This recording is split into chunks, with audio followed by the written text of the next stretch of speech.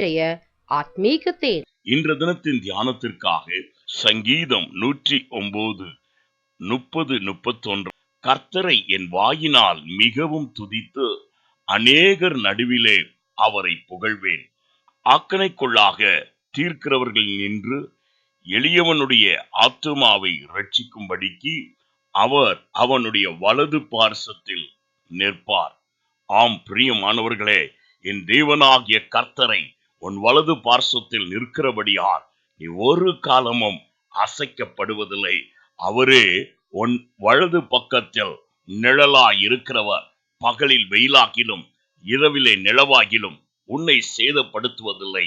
அவர் வலது பக்கத்தில் நின்று உன்னை எல்லா தீங்குகளிலும் இருந்து மீட்டு தம்முடைய நீதியின் வலது கரத்தினாலே ஒவ்வொரு நாளும் அதிசயமாய் வழிநடத்த வல்லவராய் இருக்கிறார். ஆனபடியால் இந்நாளிலும் தேவனை துதித்து அவரை மகிமைப்படுத்தி முன் செல்கிறவராயிரு.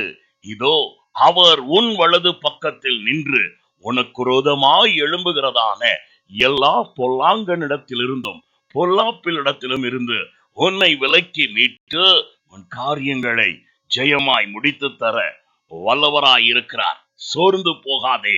இன்றைய தினம் உன் வாழ்க்கையிலே காரியங்கள் கை கூடுகிறதா இருக்கும். முயற்சி செய். தேவ ஆசீர்வாதத்தை சுதந்தரித்துக்கொள்.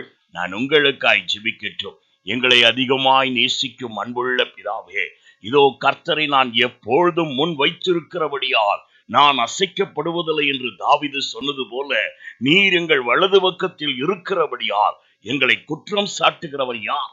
எங்களுக்காக பிதாவின் வலது பக்கத்தில் பரிந்து பேசிக் கொண்டிருக்கிறவர், பரிந்து நிற்கக்கூடியவர், வலது பக்கத்தில் எங்களுக்கு நிழலாய் இருந்து பாதுகாக்கிறவர், உம்முடைய நீதியின் வலது கரத்தினால் எங்களை காத்து வழி நடத்த போதுமானவராய் இருக்கிறபடியால் நன்றி.